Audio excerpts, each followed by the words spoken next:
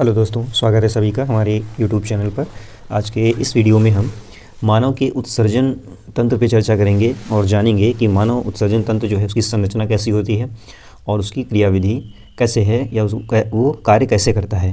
तो चलिए वीडियो शुरू करते हैं। देखिए, सबसे पहले मानव उत्सर्जन तंत्र में जो आपके भाग हैं उनके बारे में हम जान लेते हैं। तो मानव उत्सर्जन तंत्र में एक जोड़ा वृक्क होता है, ठीक है, मूत्रवाहिनी होती है, मूत्राशय होता है और मूत्रमार्ग होता है। तो कुल मिलाकर ये जो 4 भाग हैं ये मानव उत्सर्जन के मुख्य भाग हैं। तो यहाँ पर देख सकते हैं, इसको डायग्राम के थ्रू आप भी देख सकते हैं। यहाँ पे ये डायग्राम हमने लिया हुआ है। इस चित्र में देखिए, ये जो हैं ये दो सेम के आकार के आपको दिख रहे हैं, इन दोनों को वृक्क कहते हैं, ठीक है। और वृक्क की जो क्रियाविधि है वो वृक्काणु के द्वारा होती है। वृक्काणु भी आपको हम दिखाई दे रहे हैं, ये देखिए इस तरह से। ये जो यहाँ पर गुच्छा एक जाल जैसा दिख रहा है और ये एक वृक्क नलिका है। इस पूरे सामूहिक चित्र को हम वृक्काणु कहते हैं।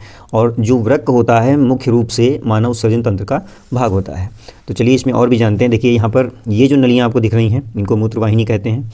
ये आपका मूत्राशय होता है। यहाँ पर ये जो हमारे वृक्क हैं ये जो भी हम खाना खाते हैं, जो भी हम भोजन करते हैं उसका फ़िल्टर करके उसको निस्यंदित करके यहाँ पर एकत्र करते रहते हैं। समय समय पर इसको यूरेथ्रा जो उसको कहते हैं, मूत्रमार्ग जो होता है, इससे बाहर कर देते हैं। तो ये आपके मुख्य भाग हैं जो मानव उत्सर्जन तंत्र के लिए कार्य करते हैं। तो सबसे पहले इसमें हम वृक्क के बारे में जानेंगे। देखिए, यहाँ पर लिखा हुआ है वृक्क सेम के आकार की समान संरचना होती है। यानी कि सेम का जो बीज होता है, देख सकते हैं ये इस तरह से, ये आपको सेम के आकार की बीज के आकार का दिख रहा है। इसको हम वृक्क कहते हैं, जो उधर रीढ़ के पीछे यानी कि रीढ़ के पीछे दोनों तरफ स्थित होते हैं।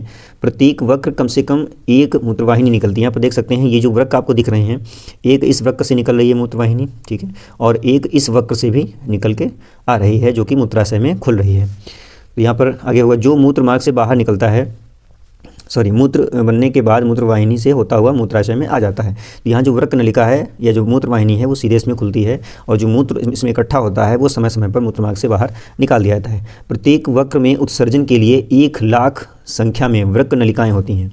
यहाँ पर जो वृक्क नलिकाओं की आप बात कर रहे हैं, देख सकते हैं यहाँ पर बहुत छोटी छोटी नलिकाएँ होती हैं। 1,00,000 के आसपास इसमें वृक्क नलिकाएँ होती हैं जो हमारे उत्सर्जन के लिए उत्तरदायी होती हैं, जिसका ऊपरी शिरा जो होता है कप के समान होता है और जिसे बोमेन संपुट कहते हैं। देख सकते हैं यहाँ पर ये जो वृक्क नलिकाएँ हैं इनको आप इस डायग्राम में अच्छे से समझ पाएंगे। तो यहाँ पर देख सकते हैं ये जो डायग्राम है इसमें दिख रहा होगा, ये वृक्क धमनी है, ठीक है। वृक्क धमनी के यहाँ पर एक गुच्छा जैसी संरचना होती है जिसको हम कोशिका गुच्छ कहते हैं। और ये जो यहाँ पर एक बंद इंसर्ट आपको दिख रहा है इसको हम बोमेन संपुट कहते हैं, जिसकी भी हम यहाँ पर चर्चा कर रहे थे कि जो 1,00,000 वृक्क नलिकाएँ होती हैं बहुत सारी, उनको सामूहिक रूप से बोमेन संपुट कहते हैं। यहाँ पर जो हमारा लिक्विड खनिज होता है, लिक्विड खाद्य पदार्थ होता है, उसकी छनाई होती है, ठीक है, उसके माध्यम से, नलियों के माध्यम से फिर ये यहाँ से बाहर जाता है। तो ये हमारा बोमेन संपुट कहते हैं इसको। बोमेन संपुट में रुधिर कोशिकाओं का एक जाल होता है जो कि अभी हमने बताया है आपको। ये देख सकते हैं यहाँ पर एक जाल होता है, इसको हम क्या कहते हैं, कोशिका गुच्छ कहते हैं, ठीक है, लिखा हुआ है। इसको ग्लोमेरुलस भी कहते हैं अंग्रेजी में। तो यहाँ पर ये कोशिका गुच्छ बोला जाता है। यह वृक्क नलिकाओं में आने वाली धमनियों, ठीक है, ये विभाजन से बनता है। यहाँ पर बहुत सारी धमनियाँ होती हैं, इसमें बहुत सारी धमनियाँ यहाँ पर होती हैं जो क्या करती हैं, कोशिका गुच्छ का निर्माण करती हैं। इसके बाद में है जिसमें अपशिष्ट पदार्थ युक्त रुधिर बहता है। यहाँ पर जो रुधिर होता है वो अशुद्ध रक्त होता है। इसमें बहुत सारे वर्ज्य पदार्थ मिले हुए होते हैं जो हमारे शरीर के लिए लाभदायक नहीं होते हैं और उनको इससे हटाना होता है। तो ये प्रक्रिया थोड़ा सा आगे बढ़कर होती है, ठीक है। आगे बढ़ते हैं। इसमें वृक्क में मूत्र बनने की क्रियाविधि क्या है, इसमें दो क्रियाएं होती हैं। एक होता है परानिस्यंदन और एक होता है पुनः अवशोषण, ठीक है। तो सबसे पहले इसमें जान लेते हैं। देखिए, मूत्र बनने का उद्देश्य रुधिर से वर्ज्य पदार्थों को छानकर आउट कर देना है। यानी कि जो मूत्र बनता है हमारे शरीर में वो इसलिए बनता है ताकि हमारे जो खाने पीने के माध्यम से जो हमारे शरीर में वर्ज्य पदार्थों का प्रवेश हुआ है वो आसानी से बाहर किया जा सके, ठीक है। तो इसके 2 पद हैं। एक है परानिस्यंदन। इसमें क्या होता है, बोमेन संपुट की दीवारें बहुत पतली होती हैं। ये जो बोमेन संपुट आपको दिख रहा है इसकी दीवारें बहुत पतली होती हैं। इसमें एक बहुत सारी धमनियों का जाल होता है। तो जब ये बहुत पतली होती हैं जो एक फ़िल्टर की तरह कार्य करती हैं, यानी कि एक छन्नी की तरह काम करती हैं। वृक्क धमनी में आने वाले रुधिर में नाइट्रोजन वर्ज्य पदार्थ होते हैं, जैसे हमारा यूरिया है, यूरिक अम्ल है, ये क्या है, हमारे शरीर के लिए हानिकारक होते हैं जो रक्त में मिले होते हैं। रुधिर के कोशिका गुच्छ से प्रवाहित होने पर, यहाँ पर लिखा हुआ है, ये जो कोशिका गुच्छ होता है यहाँ पर देख सकते हैं, ये इस डायग्राम में ये जो है इसको कोशिका गुच्छ कहते हैं। इसमें ये पदार्थ इसमें से जब गुजरता है तो इसमें क्या होता है, जटिल अणु जो होते हैं रुधिर में ही रह जाते हैं, ठीक है। सरल अणु जैसे आपके अमीनो अम्ल है, ग्लूकोज है, यूरिया है, यूरिक अम्ल, ये छनकर क्या होते हैं, बोमेन संपुट में आ जाते हैं। जो बाहरी पीला पीला आपको बोमेन संपुट दिख रहा है, इसमें छनकर वो आ जाते हैं और फिर ये धीरे धीरे ये पीली नलिकाएं जो दिख रही हैं, ये संग्राहक जो वाहिनी है, यहाँ तक अंदर आ जाते हैं। तो ये जो बोमेन संपुट में आ जाते हैं सरल अणु, इस क्रिया को हम क्या कहते हैं, परानिस्यंदन कहते हैं। अभी इसमें भी कुछ आपके ऐसे पदार्थ छन के आ जाते हैं जो पीली वाली नलिकाएं दिख रही हैं, जो हमारे शरीर के लिए लाभदायक हैं। जैसे हमारा अमीनो अम्ल है, ग्लूकोज है, ठीक है, ये हमारे शरीर के लिए लाभदायक हैं। बट यहाँ पर जो यूरिया और यूरिक अम्ल है, ये हमारे शरीर के लिए हानिकारक होते हैं। तो इसमें हानिकारक लाभदायक दोनों पदार्थ क्या होते हैं, छन जाते हैं। अब इनकी पुनः फिर से इनमें अवशोषण होता है, जिसको हम पुनः अवशोषण कहते हैं। तो चलिए आगे बढ़ते हैं वीडियो में और दूसरी प्रक्रिया के बारे में जानते हैं कि उसमें क्या होता है। चलिए दूसरी प्रक्रिया जो है चयनित पुनः अवशोषण कहते हैं। और इसमें होता क्या है, इसमें बोमेन संपुट के निस्यंद में, निस्यंद का मतलब जो बोमेन संपुट में छनने के बाद जो आपका छनित्र जो इकट्ठा होता है, उसमें बात कर रहे हैं। ग्लूकोज, जल, अमीनो अम्ल, ठीक है, ये क्या होते हैं, हमारे शरीर के लिए आवश्यक होते हैं।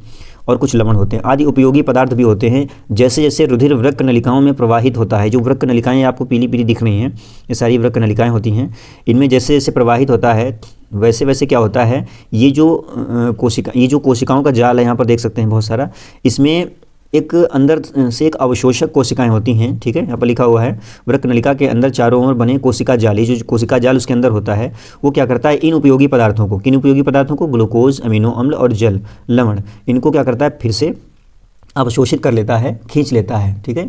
और हमारा शरीर उनको उपयोग में ले लेता है। यूरिया तथा यूरिक अम्ल का अवशोषण नहीं होता है और यह वृक्क नलिका में ही रह जाते हैं। यहाँ पर जो वृक्क नलिका आपको दिख रही है, ये पीली पीली, इसी में रह जाते हैं, जिसको तरल मूत्र कहते हैं या फिर द्रव मूत्र कहते हैं। तो यहाँ पर ये जो प्रक्रिया होती है, इसको हम चयनित पुनः अवशोषण कहते हैं, क्योंकि इसमें लाभदायक पदार्थों का पुनः अवशोषण होता है। और एक चीज़ आपको और बता दें, जो हमारे मेडिकल में अपोहन की मतलब जो रासायनिक रूप से यानी कृत्रिम अपोहन होता है, इसको डायलिसिस कहते हैं, उसमें और इसमें बस एक अंतर ये है कि इसमें चयनित पुनः अवशोषण कर लिया जाता है। यहाँ पर जो हमारे किडनी हैं, ये जो हमारे वृक्काणु की होते हैं, इसमें ये जो नलिका होती है, इसमें पुनः अवशोषण हो जाता है ग्लूकोज और अमीनो अम्ल का। मगर जो आपका कृत्रिम अपोहन होता है, कृत्रिम डायलिसिस, जो उसको हम डायलिसिस बोलते हैं, उसमें ऐसा कुछ नहीं होता। उसमें ये सारे पदार्थ शरीर से बाहर निकल जाते हैं, तो उसका शरीर पर असर भी पड़ता है। बस यही इसमें अंतर होता है। तो ये हमारी प्रक्रिया थी। ये हमारा जो आप देख रहे हैं वीडियो, ये हमारा मानव के उत्सर्जन तंत्र पे वीडियो था। इसमें हमने आपको डायग्राम से भी समझा दिया है कि ये जो है मानव उत्सर्जन तंत्र अगर आता है एग्जाम में आपके, तो आपको ये और ये दोनों आपको डायग्राम देने होंगे। इसमें जो इनके भाग हैं, उनको भागों को भी मेंशन करना होगा। तो वीडियो कैसा लगा कमेंट करके ज़रूर बताइएगा। वीडियो पर नए हैं और चैनल पर नए हैं तो वीडियो को शेयर और चैनल को सब्सक्राइब जरूर करें। धन्यवाद, जय हिंद। मिलते हैं अगले वीडियो में नई जानकारी के साथ।